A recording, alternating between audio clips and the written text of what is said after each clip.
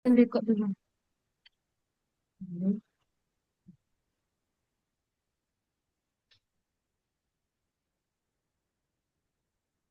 Oke, kelihatan ya Bapak Ibu ya. Nah, kelihatan, kelihatan. Oke, Assalamualaikum Ya, kelihatan warahmatullahi Bu. wabarakatuh. Waalaikumsalam Waalaikumsalam warahmatullahi warahmatullahi Perkenalkan, wabarakatuh. warahmatullahi wabarakatuh. perkenalkan nama saya Rini Dianti Ali dari Institut Azura, Program Studi Pendidikan Matematika. Salah satu mata kuliah yang saya ampuh yaitu Geometri Analitik Bidang dan Ruang di semester 2 dengan bobot 3 SKS. Oke, materi yang akan saya jelaskan ini salah satu materi di geometrik analitik bidang dan ruang itu untuk pertemuan pertama di mahasiswa semester 2, lebih tepat nanti tentang koordinat kartesius. Oke, sebelum saya mulai, saya ingin cek dulu kehadirannya ya. Ini semuanya sudah hadir ya, Bapak Ibu ya. Sudah hadir saya lihat karena kita berjumlah 8, jadi semuanya sudah hadir. Sebelum kita mulai juga, we say basmalah together, atau boleh membaca doa menurut keyakinan masing-masing. Berdoa mulai, oke? Berdoa selesai. Oke, lanjut. Sebelum saya masuk ke materi intinya, saya ingin memperkenalkan sebuah tokoh yang cukup terkenal. Mungkin sudah sangat familiar ya Bapak Ibu ya. Tapi mungkin Bapak ini sudah almarhum, yaitu Bapak B.J. Habibie ya. Tahu semua ya sama Bapak B.J. Habibie ya. Nah, salah satu ciptaannya ini adalah pesawat terbang. Mungkin juga udah familiar juga pesawat terbang pertama di Indonesia ya dengan merek N250. Nah, di sini pesawat terbang yang diciptakan oleh Bapak B.J. Habibie ini almarhum ini menerapkan konsep koordinat kartesius yang akan kita pelajari lebih lanjut di sini. Nah, apa aja sih yang dilibatkannya? Yang pertama untuk penentuan posisinya. Nah, posisinya ini menggunakan di koordinat kartesius itu ada bidang X sama bidang Y, itu sebagai penentuan posisi di layar monitor dan di layar radar nanti. Terus yang kedua itu untuk perencanaan rute. Nah, saya dulu waktu kecil pernah berpikir, gimana ya pesawat terbang itu di atas, apakah bertabrakan nanti ya, gimana ya? Ternyata dia melibatkan koordinat kartesius, dia di sana dia ada titik-titik lokasi. Jadi pilotnya itu ada lokasi yang harus dilalui, baik itu arah yang aman dan efektif. Jadi sehingga di atasnya itu tidak akan bertabrakan karena ada titik-titik-titiknya yang melibatkan koordinat kartesius tersebut. Ada juga untuk sebagai sistem navigasinya ada GPS. GPS itu melibatkan garis lintang dan garis bujurnya. Seperti itu. Ya, oke lanjut. Sebelum kita juga mulai ke materi intinya, saya ingin mempertanyakan dulu. Mungkin ini juga sering dengar juga ya Bapak Ibu ya tentang itu. Apa itu titik dan apa itu garis? Ada yang tahu apa itu titik atau garis? Ada yang pengen mencoba menjawab? Simbol, Bu. Ya boleh cepat. Boleh Pak. Simbol. Ya, simbol ya. Ada yang lainnya? Nah, oke, saya simpulkan aja ya, simbol itu betul. Tetapi kalau di dalam matematika itu hampir dia tidak bisa terdefinisikan karena dia tidak memiliki ruang lebar atau panjang. Dia cuma sebagai titik gitu ya. Jadi dia tidak dapat didefinisikan. Dan biasanya titik ini itu dilambangkan dengan huruf kapital ya, huruf Mana? kapital dalam abjad. Nah, kalau garis itu biasanya hubungan antara dua titik atau lebih yang saling berhubungan, dia tidak terhingga hubungannya. Tapi biasanya kalau untuk garis itu penamaannya penamaan dari dua titik, misalnya dari titik A ke B. Berarti itu penamaan garisnya AB. Atau boleh kita menggunakan huruf kecil asalkan namanya satu. Misalnya ini garis G, ini titik T, dan ini garis G. Atau nanti kalau penamaannya titik titik sama A dan B, penamaan garisnya yaitu garis AB. Gitu ya. Oke, itu dia materinya untuk pengenalan lebih awal. Nah, adapun tujuan materinya pada hari ini adalah yang pertama untuk menjelaskan sistem koordinat kartesius. Terus yang kedua, untuk mencari jarak total dari dua titik. Yang ketiga, menyelesaikan masalah yang berkaitan dengan konsep koordinat kartesius tersebut. Oke, kita masuk ke materi intinya. Sebelum kita masuk, saya ingin memberikan sebuah ilustrasi seperti ini dan saya akan mengerjakannya di sebuah aplikasi GeoGebra namanya. Nah, aplikasi GeoGebra ini aplikasi yang yang digunakan untuk pembelajaran matematika, terutama dalam bidang geometri, algoritma, ataupun dalam bentuk koordinat kartesius tersebut. Ini ya, saya lihatkan dulu GeoGebranya. Ini. Oke, kelihatan ya? Nah, di sini tadi saya ilustrasinya saya bacakan aja ya, biar kita gambar langsung di koordinat kartesiusnya. Nah, tadi di soal ilustrasinya, itu dijelaskan seorang anak itu bermain layang-layang, seorang anak bermain layang-layang di lapangan. Awalnya anak tersebut berdiri di titik A 2,3. Oke, titik A 2,3. Berarti kalau di titik A 2,3 posisinya di sini ya. Berarti artinya X-nya 2, Y-nya 3. X-nya 2, Y-nya 3 di sini. Oke, kita buat. Lanjut, katanya kemudian ia berjalan 4 ke kanan. Kita hitung ya, 4 ke kanan, berarti sebelah sana. 1, 2, 3, dan 4. Lanjut, ke kanan dan 1 ke atas. 1 di sini, berarti posisi titiknya sekarang berubah ke B. Berapa nih titiknya? Titik B-nya berapa? Titik B-nya adalah titik B-nya ini titik A, ini titik B-nya. Titik B berarti jadinya 5, 5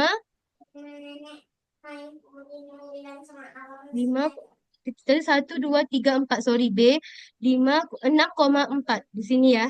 Terus katanya lagi, setelah itu dia berjalan lagi 2 ke kiri.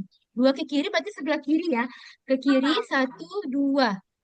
2 ke kiri dan 3 ke bawah. 1, 2 tadi ke kiri, 3 ke bawah. 1, 2, 3. Di sini titik C-nya berarti. Titik C-nya di sini. Sorry. Titik C-nya 1, 2, 1, 2, 3 di sini ya. Posisinya di sini. Nah, pertanyaan yang pertama, koordinat titik B. Langsung dapat ya. Koordinat titik B-nya itu adalah 6,4. Yang mana 6-nya itu sebagai X, Y-nya sebagai 4-nya sebagai Y. Saya tulis dulu sebentar. Berarti koordinat titik B-nya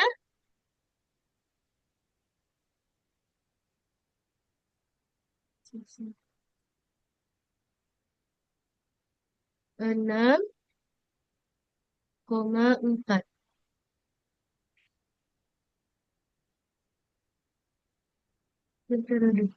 6,4. Nah, oke.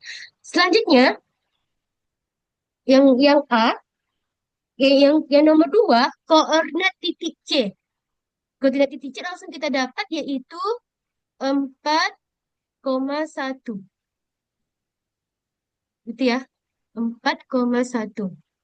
Nah, yang ini yang ketiga. Perpindahan total antara anak tersebut dari titik A ke C. Kita mau hitung perpindahan total dari anak A ke anak C. Ke titik A ke titik C. Oh, kita buat dulu garis bantunya. Kita hubungkan dulu garisnya. Ya, kita hubungkan dulu. Segmen. Segmen kita hubungkan. Karena pertanyaannya, perpindahan total anak dari tersebut dari titik A ke titik C nih. Nah, berarti kita mau cari total ininya, ya. Berapa totalnya dari A ke C? Nah, untuk mencari ini, saya ingin bikin garis bantu lagi. Di sini ada titik D supaya terhubung. Seperti ini. Nah, kita bikin garis bantu di sini. Supaya bisa menghubungkan antara titik A dan titik C. Gitu. Ya, udah terhubung kan? Kita mau cari A sama C. Oke, lanjut.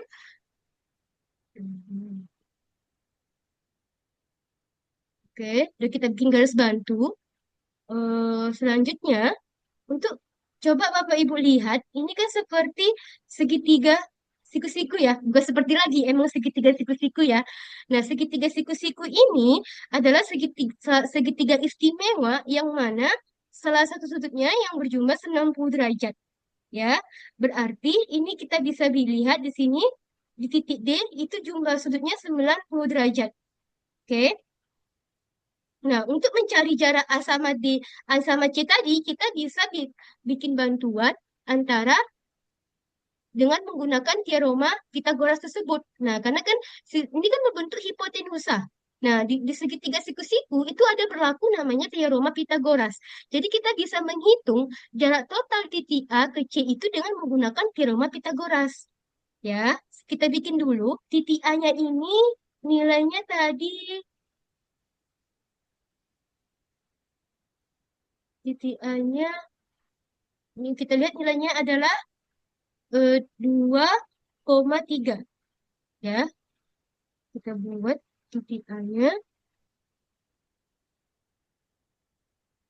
titik A-nya 2,3. Nah, kita lihat ya. Nah, di sini berarti D-nya ini terhubung dengan di sini dengan yang C dan terhubung dengan yang A. Yang ini kita umpamakan ini X1, ini di sini X2. Kalau di sini X2, nah di sini Y2 kita misalkan. Otomatis di sini nilainya 2, X2 sama 1. Berarti ini X2, koma, X1-nya 1. Ini Y1 ya, sorry. Ini Y1. Oke, kita ulang lagi. Kita hapus dulu karena ini agak berantakan. Oke, kita lihat. Oke, kita ulang. Di koordinat kartesius, kita mengenal istilah X sama Y. Kita lambangi dulu X sama Y-nya. Di sini berarti X1, kita umpamakan X1, koma, Y1. Ya. Di sini X2, koma, Y2. Nah, ini kan nilainya berarti dari X2, koma, Y1. Otomatis kita bisa mencari jarak total dari A ke C itu dengan menggunakan teorema Pitagoras tersebut. Oke, kita pindahin dulu. Saya mau gambar di sampingnya dulu ya. Hapus dulu ini.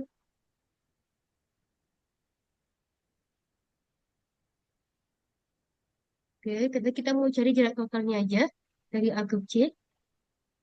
Hmm,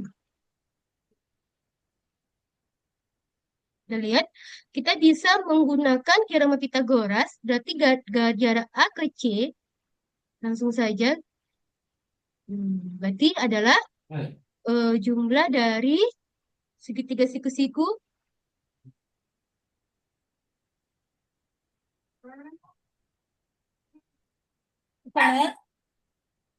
terus segitiga siku-sikunya, bentar ya.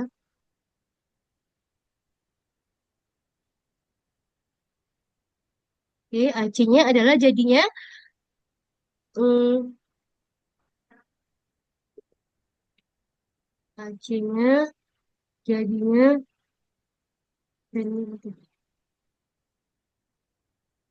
AC-nya yaitu dari karena siku-siku hipotenusa berarti dijumlahin ya di sisi miringnya itu penjumlahan dari sisi yang lainnya yaitu berarti AC-nya adalah kok kamu gini? Berarti AC-nya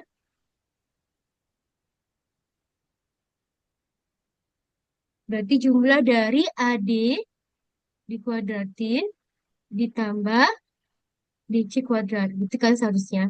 Nah, kita bisa menggunakan teorema Pitagoras ini dengan menghubungkan dua titik tersebut. Tadi kan titiknya ini ya, titiknya ini AD kuadrat tuh AD-nya ini seharusnya gitu. Tetapi karena dia menggunakan titik, kita bisa langsung menggunakan langsung kita jumlahkan X2 dikurang X1. Ya, gimana sih? Sorry, Bu. Bentar ya. X2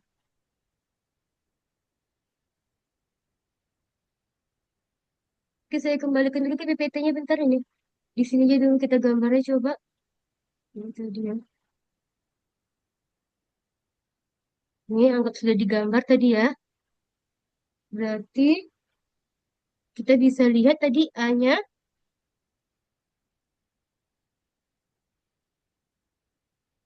Berarti kita bisa lihat AC. Hmm, AC jumlah dari AD kuadrat ditambah DC kuadrat. Itu ya. Oke. Kita lihat tadi Iya, titik A, Nak. titik A itu tadi bernilai 2,3 tadi ya. 2,3. Terus titik C-nya itu bernilai, tadi kan 2 ke satu ke kanan bernilai 4,1 tadi. Saya langsung saja. Nah, karena dia melibatkan ada dua titik, kita bisa jumlahkan X2 dikurang X1 tadi. X2 dikurang X1 ditambah Y2 dikurang Y1 tadi. Nah, tadi kan di sini X1, ini X2. Nah, di sini X2 dan Y2. Oke, kita jumlahin aja lagi. X2-nya tadi, X2-nya 2 dikurang 4. Ya, ditambah Y2-nya, Y2-nya adalah 3 dikurang Y1 dikurang 1. Oke, kita jumlahin. 2 dikurang 4 itu adalah 2. Negatif 2 ya. Ini sorry, ini dipangkatin 2. Negatif 2. Negatif 2 kuadrat ditambah 3 dikurang 1 juga 2. 2 kuadrat. Oke, lanjut. Negatif 2. Negatif 2 dikuadratkan jadinya 4 ya. Tetap positif ya. Karena negatif 2 dikali negatif 2 itu adalah 4. Berarti 4 ditambah 2 pangkat 2 juga 4. Jadi 4 ditambah 4 adalah akar 8. Ya, akar 8 ini bisa kita sederhanakan lagi dalam bentuk penyederhanaan akar namanya. Akar 8 ini kita sederhanakan bisa menjadi 4 dikali 2. Gitu ya. 4 dikali 2 itu sama dengan artinya akar 4 dikali akar 2. Akar 4 itu kan nilainya 2 ya. Berarti 2, akar 2 nggak bisa diakarin lagi atau dia nggak ada nilainya. Bukan nggak ada nilainya. Nggak ada nilai bulatnya. Jadi kita bisa tulis saja akarnya langsung. Jadi jawabannya 2 akar 2. Jadi jarak total dari A ke C ini kan jaraknya miring kan. Jarak totalnya itu adalah 2 akar 2. Seperti itu. Nah, dari penjelasan tersebut, kita bisa menyimpulkan rumusnya seperti ini. Bisa kita simpulkan rumusnya.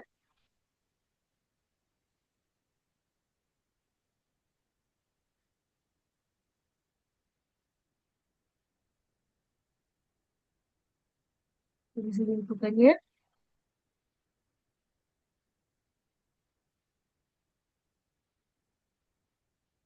Ya, rumusnya ini ya. Saran lagi. Jadi rumusnya ini adalah rumusnya untuk menentukan jarak antara dua titik tadi atau jarak total tadi. Saya perbaiki dulu sedikit. Bisa menggunakan rumus seperti ini. Y2, Y2 dikurang Y1 ditambah X2 dikurang X1. Atau atau boleh dibalikin kayak tadi, asalkan konsisten ya, atau X2 dikurang X1 ditambah Y2 dikurang Y1. Ini sama aja hasilnya nanti.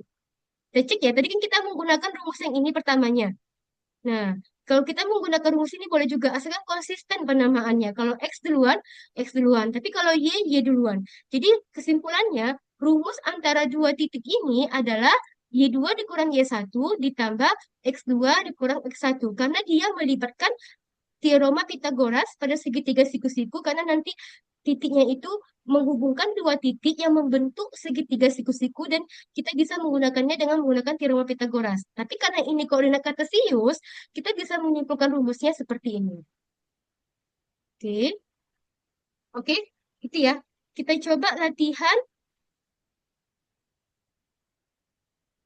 Latihan dulu satu soal.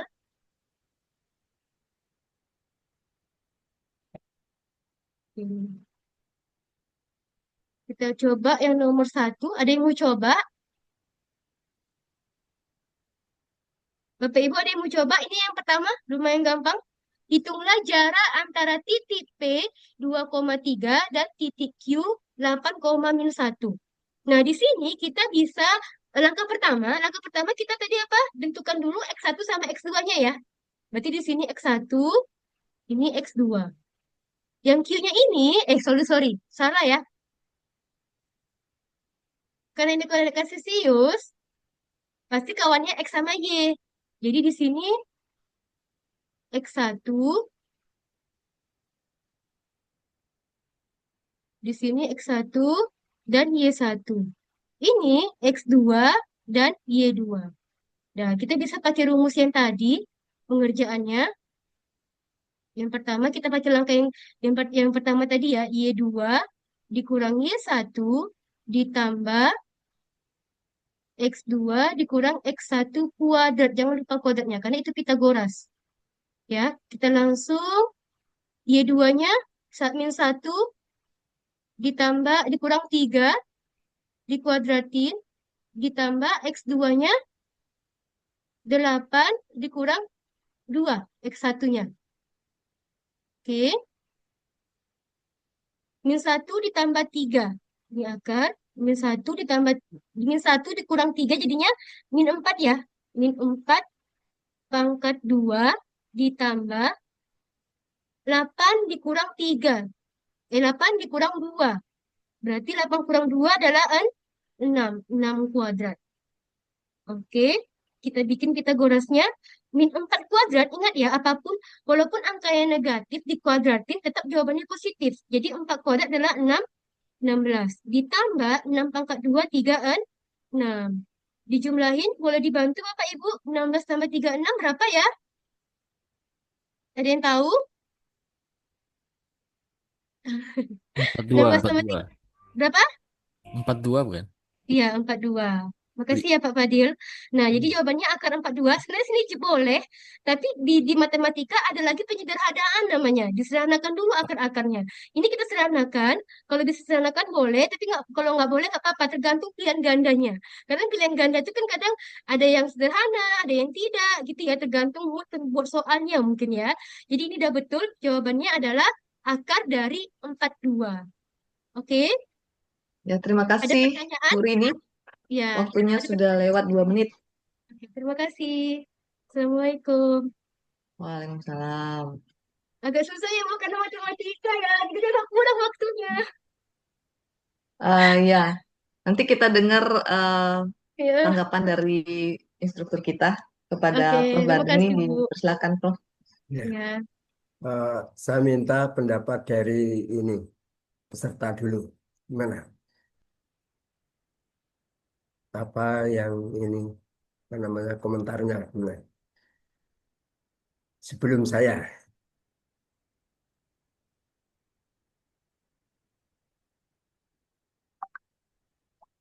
mana? Nggak ada? Wah ini. Kalau nggak langsung yang tunjuk, Prof. Biasanya kan di kelas gitu ya. Ini kurang perhatian mana ini? karena fokus mungkin ya, Pak. Ujian juga. Iya, iya.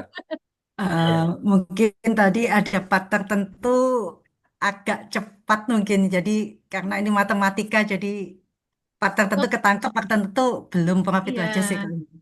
Ya, waktunya emang kurang menurut saya sih kalau di matematika 20 menit ya, Plus ya.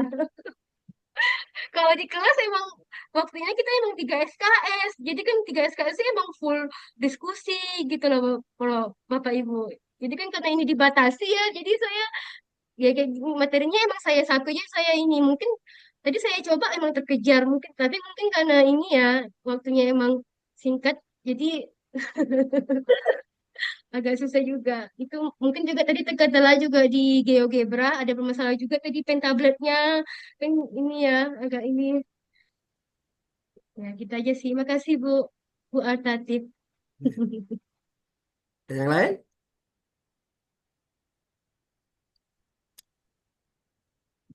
Kalau nggak ada, saya mulai proses pembelajaran selain setelah tadi pembukaan pengenalan yang perlu kami sampaikan terlebih dahulu adalah tujuannya. Jadi setelah itu tujuannya si peserta didik itu bisa apa?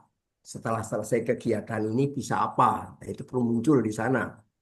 Nih, ini punya makna ya. Kalau peserta didik tahu tujuannya setelah hasil selesai belajar itu bisa apa, maka peserta didik bisa koreksi diri. Saya sudah mencapai target belum? Kalau belum, bagian mana yang belum? Sehingga bisa bertanya. Tapi kalau tujuannya nggak tahu, maka saya sudah bisa atau belum nggak bisa evaluasi diri. Nah, didik, ya. Maka perlu kalau kita melakukan proses pembelajaran itu perlu itu tadi tujuan. Ini setelah selesai proses pembelajaran itu peserta didik bisa apa? Ini perlu disampaikan terlebih dulu. Jadi tidak langsung materi, ya. Ini karena ini bisa sebagai ukuran kita sebagai ini dosen atau sebagai guru juga ini standar telah tercapai atau belum. Siswa juga begitu, peserta didik itu juga begitu. Saya telah mencapai target belum? Kalau tanya tujuannya bisa ini setelah selesai perkuliahan ini, namun ini apa namanya belum sepuluh ini apa namanya belum mendapatkan sesuatu, maka dia tahu bagian mana yang belum paham karena tahu tujuannya. Tapi kalau nggak tahu tujuannya, dia nggak tahu anak didik. Itu yang belum jadi perhatian. Yang kedua, ini tadi waktu presentasi, waktu awal tuh lama nggak muncul-muncul. Ini hanya slide ilustrasi. Tapi bagaimana yang Ibu katakan tuh nggak muncul gitu, gitu. Setelah lebih dari persetengah waktu baru muncul. Ini ya Nah Pak, ini saya perlu buka hati-hati. GeoGebra. Ya. Oh iya. Iya. Tadi, jadi hanya ilustrasi slide pertama itu aja yang muncul. Setelah setengah waktu baru muncul.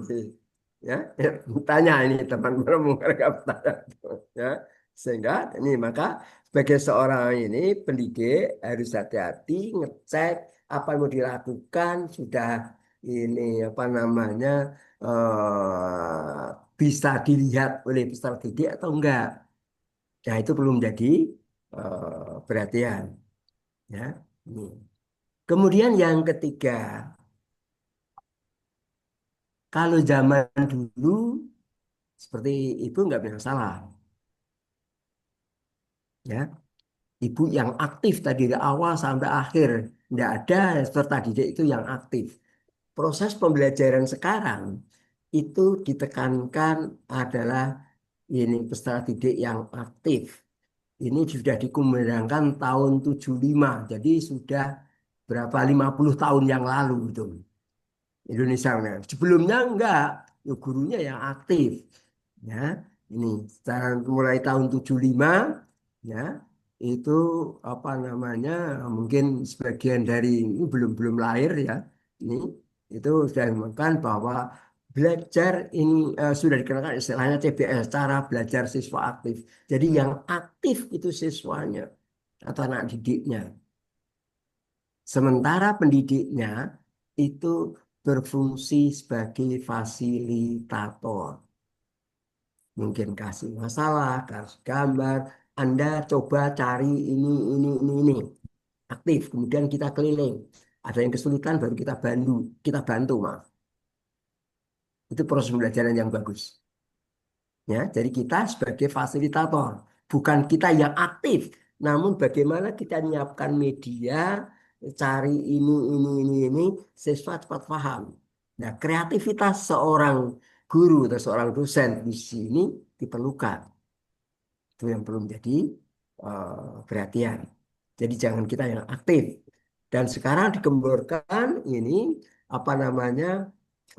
ini kalau secara internasional sudah dikembangkan tahun 1000 ini 905 oleh John Dewey dikatakan learning by doing, belajar dengan melakukan. Tadi kan siswanya nggak melakukan, hanya mendengar.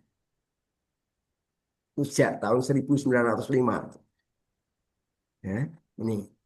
Jadi kita sebagai pendidik dan fasilitator, coba ini ada gambar ini bisa ini, coba Anda cari ini.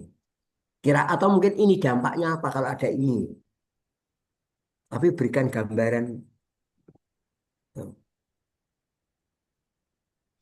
Kemudian yang terakhir, yang buat antritan sampai walaupun tadi ini belum selesai materinya, tapi suruh membuat simpulan. Yang membuat simpulan itu siswa, jangan didiknya atau gurunya. Ya. Dengan ini coba ini apa yang ini Anda telah belajar ini. Kalau dia bisa menjawab dengan apa sesuai tujuan yang ditetapkan pertama, artinya pembelajaran kita berhasil. Tapi kalau yang nak didik kita tuh nggak bisa ini bereaksi dengan baik, ya, berikan respon dengan baik, artinya pembelajaran kita masih gagal. Sehingga kita bisa ngecek. Maka kita bisa memberikan tindak lanjut atau feedback. Ini. Nah, kalau kita ini apa namanya yang aktif terus kita nggak tahu apakah pembelajaran kita sudah berhasil atau belum. Tapi kalau poin akhir dari siswa ini atau peserta didik tadi suruh ini apa namanya membuat semacam simpulan. Coba Anda ini simpulkan apa yang telah pelajari tadi. Kalau ini secara didik bisa, artinya pembelajaran kita berhasil. Kalau belum, berarti belum berhasil. Nah, belum berhasilnya bagian mana? Maka kita menjelaskan kembali bagian yang belum berhasil itu namanya memberikan feedback. Nah, itu yang perlu dilakukan oleh seorang guru. Itu yang belum jadi ini apa belajar. Ini. Nah, tentunya kemarin waktu anak kuliah pertama ini berbicara sejenis yang saya sampaikan ini apa namanya teori dasar pembelajaran. Ini Pak Darwan misalnya ke sana. Ini rohnya, artinya ke sana sebenarnya. Ya, ini dalam pembelajaran yang inti. Jadi pembelajaran yang inti kita sebagai fasilitator, bukan sebagai yang aktif terus ceramah terus. Ya, kecuali kalau memang suatu pelatihan yang waktunya ini apa namanya pendek, sementara materinya banyak seperti kemarin waktu kita tim teaching, terpaksa saya nggak aktif. Karena kalau ini semuanya enggak. Sebenarnya kemarin baru masa setelah selesai masakan kan ini apa namanya bagian mana yang belum diketahui. Kan tujuan sudah awal tadi kan. Nah, ini sehingga memberikan kesempatan peserta didik. Kemarin hanya posisi bertanya, namun posisinya simpulan kita akhirnya setelah itu diskusi dan sebagainya, simpulan itu yang menyimpulkan adalah peserta didik sehingga kita tahu apakah pembelajaran itu sudah tercapai atau belum. Ya, saya kira itu mungkin bisa selanjutnya. Ini. Terima kasih, Prof. Badeni. Nah, itu Ya. tadi tanggapannya Bapak Ibu ya. Nanti bisa diperbaiki untuk di video yang akan diunggah di kanal Ya. YouTube masing-masing. Ya. Ya, Selanjutnya kita ke ya, peserta berikutnya ya. Karena ini mepet waktunya. Jadi Hmm. kita langsung saja ke Ibu Latif Diana